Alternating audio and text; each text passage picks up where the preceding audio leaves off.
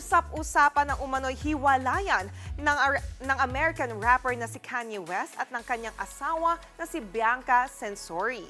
Ayon sa ilang report, nakipag-ugnayan na raw sila sa kanilang legal counsel para sa divorce. Napagkasunduan din daw nilang makakatanggap si Censori ng $5 million o katumbas ng halos 300 million pesos. Pero pinabulaanan ng representative ng couple na hiwalay na sila. Nasa Los Angeles daw sila at magkasamang ine-enjoy ang Valentine's. Lumabas ang ulat halos 2 linggo matapos ang kanilang controversial na appearance sa Grammy's red carpet.